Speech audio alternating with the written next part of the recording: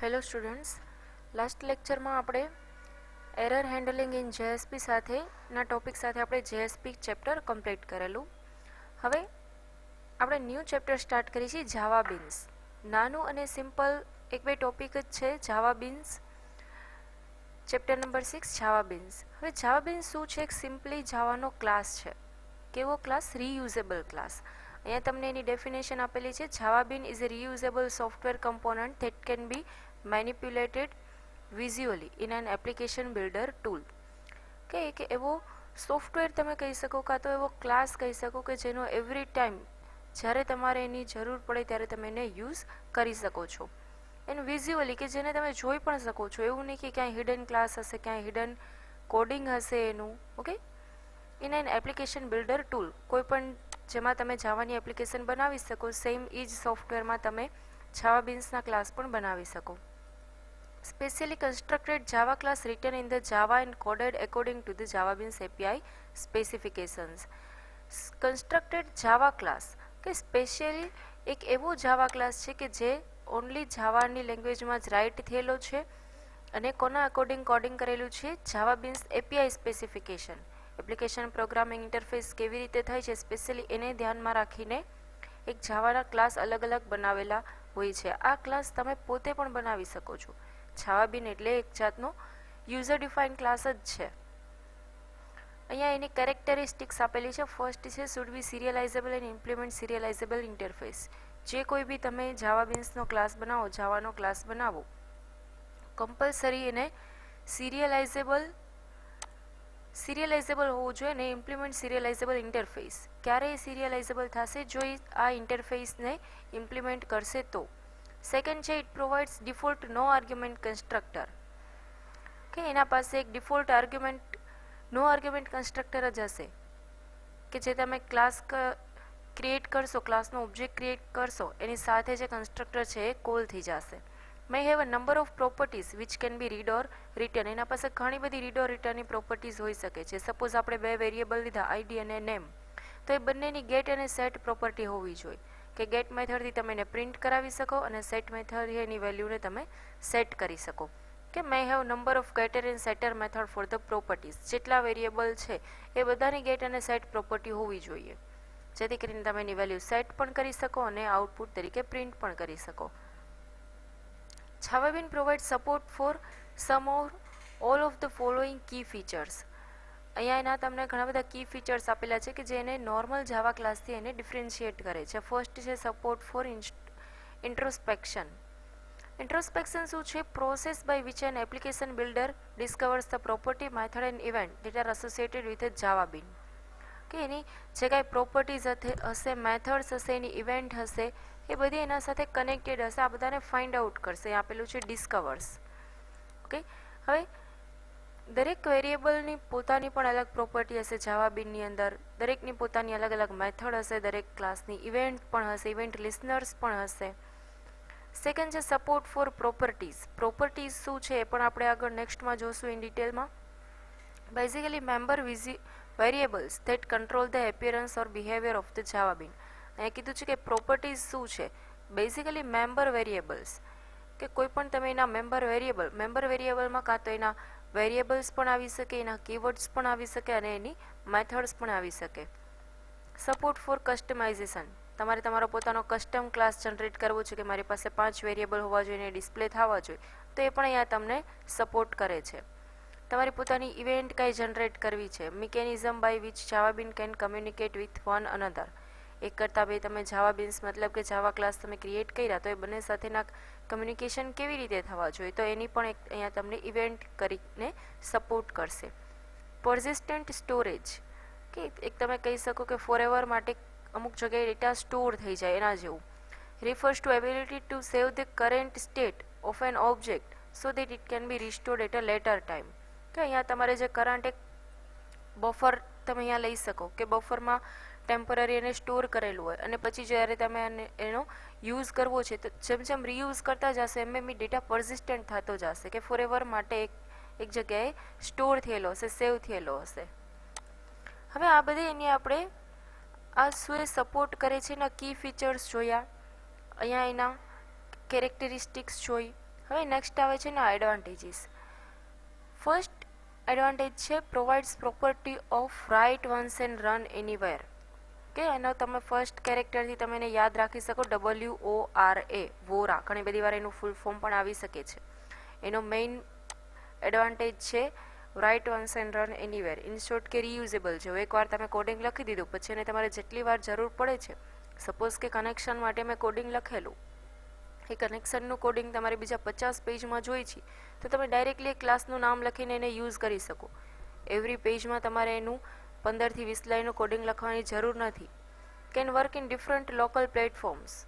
બધા પ્લેટફોર્મને સપોર્ટ કરે છે. Beans have capability of capturing the event sent by other objects and vice versa. કે બીજા કોઈ ઓબ્જેક્ટ છે એને અહીંયાથી કંઈ ડેટા પાસ કરો તો એને ફેચ પણ કરી શકે છે અને એને રીસેન્ડ પણ કરી શકે છે. Property, event and method of bean can be controlled by the application developer. Only application ડેવલપરના જ હેન્ડલમાં હોય છે. ઇન શોર્ટ કે એની સિક્યોરિટી છે વધી જશે. It can be configured with the help of auxiliary software during design time, so no bother at run time. કે તમે એને ડિઝાઇન ટાઈમે જ આ ક્લાસીસ જે છે એને ક્રિએટ કરી શકો છો, જેથી કરીને રન ટાઈમમાં તમારે કોમ્પ્લેક્સિટી છે રિડ્યુસ થઈ જાય. Configuration setting can be made persistent, so it is reused. જે કાંઈ તમે સેટિંગ કરો છો એને જ્યાં સુધી તમે ચેન્જ ન કરો ત્યાં સુધી એઝ ઇટ ઇઝ સેટિંગ રહે છે, ક્યાંય ઓટોમેટિક ચેન્જીસ નથી આવતા, મતલબ કે પરસિસ્ટન્ટ ટાઈપનું થઈ જશે. Configuration setting of a bean can be saved in persistent storage and restored later. Okay, same વસ્તુ અહીંયા કીધી છે કે એને તમે રીયુઝ પણ કરી શકો છો ને રિસ્ટોર લેટર પણ કરી શકો છો. તો આ એના એડવાન્ટેજીસ હતા. હવે જે પ્રોપર્ટી, મેથડ અને ઇવેન્ટ આ બધા વર્ડ્સ આપણે જોયા એ શું છે ઇન ડિટેલ તમને અહીંયા કીધેલું છે. ફર્સ્ટ છે પ્રોપર્ટી. આ basically named attributes associated with a bean that can be read on return by calling appropriate method of a bean. અહીંયા કીધું છે કે નેમ્ડ એટ્રીબ્યુટ. સપોઝ આપણે HTMLની કોઈ ટેગ લખી કે તો ટેગની જે આપણે એના પેરામીટર્સ આપી છીએ, એના એટ્રીબ્યુટ્સ આપી છીએ, એને કહેવાશે પ્રોપર્ટીઝ. અહીંયા ઓકે, ટેગની અંદર જે તમે એટ્રીબ્યુટ્સ આપો છો એ અહીંયા કહેવાશે પ્રોપર્ટીઝ. એટલે અહીંયા કીધું છે કે નેમ્ડ એટ્રીબ્યુટ. સપોઝ મેં એક બટન લીધું ઇનપુટ ટાઈપ ઇક્વલ ટુ, તો આ ટાઈપ છે એ શું થઈ ગયું, એક એટ્રીબ્યુટ થઈ ગયો. તો એ એટ્રીબ્યુટને અહીંયા જાવા બીનમાં શું કહેવાશે, પ્રોપર્ટી. કે for example a bean might have a foreground property that represents its foreground colour. અહીંયા તમને એક આપેલું છે કે ફોરગ્રાઉન્ડ છે, જો તમે સિમ્પલી આ રીતે લખશો તો એ પ્રોપર્ટી થઈ જશે. ઓકે, હવે જો આ રીતે તમે એને ફંક્શનની રીતે લખશો તો એ મેથડ થઈ જશે. આટલો જ ડિફરન્સ છે બેમાં. અહીંયા જેનું નામ છે એ સેમ નામ, અને જો એના અગર તમે બ્રેકેટની અંદર કાંઈ આર્ગ્યુમેન્ટ કે એવું કાંઈ પાસ કરીને લખશો આગળ રિટર્ન ટાઈપથી તો એ શું થઈ જશે, મેથડ. તો સેમ એ જ રીતે કીધું છે method of Java bean export are just normal Java bean which can be called from other component or from a scripting environment. કે કંઈ સ્ક્રિપ્ટ લઈને તમે પ્રોપર્ટીઝ કંઈ જનરેટ કરેલી છે તો એની વેલ્યુ ગેટ અને સેટ શેનાથી થશે, મેથડ્સથી. ઇન શોર્ટ અહીંયા કોઈ એક વેરિયેબલ લેવાનો અને એ વેરિયેબલની વેલ્યુ ગેટ કરો, રિટ્રાઈવ કરો કે એને આપો તો એ થઈ જશે method. Okay, by default of all of a bean's public method will be exported, but a bean can choose to export only a subset of its public method.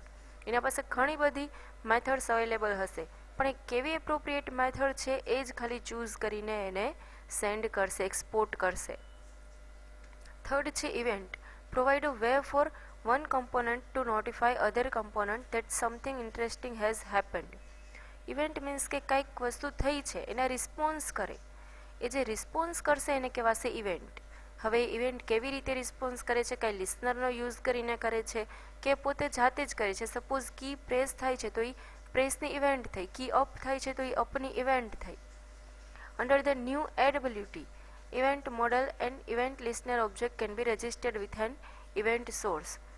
આ ઘણા બધા એના સોર્સિસમાંથી તમે એને ફેચ કરી શકો છો. કોઈ તમારે કીબોર્ડની ઇવેન્ટ જોઈ છે, માઉસની ઇવેન્ટ્સ જોઈ છે. When an event source defects that something interesting happens, it will call an appropriate method on the event listener. એ જ્યારે એવું ફાઇન્ડ આઉટ કરે કે કાંઈક ઇવેન્ટ જનરેટ થઈ છે, માઉસ મૂવ થયું છે, key up down whatever left right whatever જે કાંઈ ઇવેન્ટ જનરેટ થાય છે એને ફાઇન્ડ આઉટ કરીને એના રિલેટેડ એને રિસ્પોન્સ આપશે. શેના યુઝ કરીને, ઇવેન્ટ લિસનરનો યુઝ કરીને. ઇવેન્ટ લિસનર પણ જાવાના વન ટાઈપ ઓફ ક્લાસીસ જ છે કે એટલે આ ત્રણેય વર્ડ આપણે ઇન ડિટેલ જોઈએ, પ્રોપર્ટી શું છે, મેથડ શું છે અને ઇવેન્ટ શું છે. ઓકે, હવે એ જ વસ્તુ અહીંયા તમને આપેલી છે કે કેવી રીતે એની પ્રોપર્ટી અને એની મેથડ્સ બનાવવી. હવે અહીંયા ઉપર ડેફિનેશન તો આપણે જોઈ ગયા. Named attribute that can be accessed by user of the object. It can be of any data type including classes that you define. Property છે ગમે તે હોઈ શકે, ક્લાસનું નામ પણ હોઈ શકે, વેરિયેબલનું નામ પણ હોઈ શકે, ડેટા ટાઈપ પણ હોઈ શકે ને કીવર્ડ પણ હોઈ શકે. ઓકે, આ પ્રોપર્ટી. હવે એ પ્રોપર્ટીને તમારે રીડ કરવી છે કે રાઇટ કરવી છે, એ જે એના ઉપર એક્શન પરફોર્મ કરો એ થઈ જશે એની મેથડ્સ. ઓકે, સપોઝ અહીંયા અમે લઈ લીધું ડેટા ટાઈપ. ડેટા ટાઈપ આવી ગયું ઇન્ટીજર, તો સેટ આઈએનટી અને ગેટ આઈએનટી આ વસ્તુ થઈ ગઈ એની મેથડ. કે અહીંયા સેમ વસ્તુ તમને આપેલી છે જે ઉપર આપણે જોઈ ગયા, એ અહીંયા ટેબ્યુલર ફોર્મેટમાં તમને ડિસ્પ્લે કરેલી છે. ગેટ પ્રોપર્ટી નેમ શું કરશે? For example, if property name is first name, આવું તમે નામ આપી દીધું ફર્સ્ટ નેમ, તો એની જે રીડ કરવાની મેથડનું નામ તમારે શું આપવું જોઈએ? Get first name. Okay, compulsory get અને સેટ કીવર્ડ અહીંયા જે પ્રિફિક્સ છે એ જ યુઝ કરવાના. સપોઝ મેં વેરિયેબલનું નામ આપી દીધું ફર્સ્ટ નેમ, તો એ વેરિયેબલની મેથડને રીડ કરવાની જે તમે મેથડ લખો એ આપવાની ગેટ ફર્સ્ટ. ઓકે, અને એને રાઇટ કરવાની મેથડ લખવાની સેટ ફર્સ્ટ નેમ. આ જ રીતે કમ્પલસરી ગેટ અને સેટ મેથડ્સ જેટલા વેરિયેબલ્સ તમે લ્યો છો, જેટલી પ્રોપર્ટીઝ લ્યો છો, એ બધાના આ રીતે સેટ કરવાના. ધીસ મેથડ ઇઝ કોલ્ડ એક્સેસર અને આ છે ધીસ મેથડ ઇઝ કોલ્ડ મ્યુટેટર. આ બેના ડિફરન્સ તરીકે પણ લઈ શકો છો. ગેટ અને સેટનો ડિફરન્સ પણ ઘણી બધી વાર હોય છે. Return type of this method must be data type of attribute because it will return value of attribute. Get કરવું છે મતલબ એ કાંઈક તમને પ્રિન્ટ કરીને આપશે, તો કમ્પલસરી એની જે રિટર્ન ટાઈપ છે એ શેમાં હોવી જોશે? Data type of attribute. જો એ વેલ્યુ ઇન્ટીજરમાં રિટર્ન કરે છે તો એની રિટર્ન ટાઈપ તમે ઇન્ટીજર રાખો. જો એ સ્ટ્રિંગમાં ડિસ્પ્લે કરે છે તો એની રિટર્ન ટાઈપ સ્ટ્રિંગ રાખો. અને return type of this method must B void because it is use to set the value. Value કેવી સેટ કરાવી છે એ આપણને ખબર નથી, ઇન્ટીજર છે, સ્ટ્રિંગ છે. ઓકે, તો એના માટે એને વોઇડ રાખી દેવાની કે કાંઈ રિટર્ન નથી કરતું, જસ્ટ સેટ કરે છે. It is single parameterized method having type of attribute. આમાં નો પેરામીટરાઇઝડ. ગેટ મતલબ કે ખાલી તમારે પ્રિન્ટ જ કરાવવું છે, એની પાસેથી જે આવશે એ, તો એના માટે કાંઈ તમારે પેરામીટર પાસ કરવાની જરૂર નથી. અને સેટ કરવા માટે તમારે જરૂર છે બીકોઝ તમે કયા વેરિયેબલની વેલ્યુ સેટ કરો છો એ અહીંયા તમારે દેવું કમ્પલસરી છે. ઓકે, એટલે આ બેનો difference. Two ways to provide values to object. One way is by constructor and second is by setter method. બે વે અહીંયા તમને આપી દીધા, કાં તો કન્સ્ટ્રક્ટરની અંદર જ તમે વેલ્યુ ઇનિશિયલાઇઝ કરી દો અને કાં તો એની સેટ મેથડનો યુઝ કરો. કે અહીંયા simple example of Java bean class. આ લેક્ચરમાં આપણે ઇન્ટ્રોડક્શન જોયું, પ્રોપર્ટી, ઇવેન્ટ અને મેથડ્સ. આટલા ટોપિક્સ આપણે ડિટેલમાં જોયા. નેક્સ્ટ લેક્ચરમાં એના પ્રેક્ટિકલ્સ જોશું. Thank you.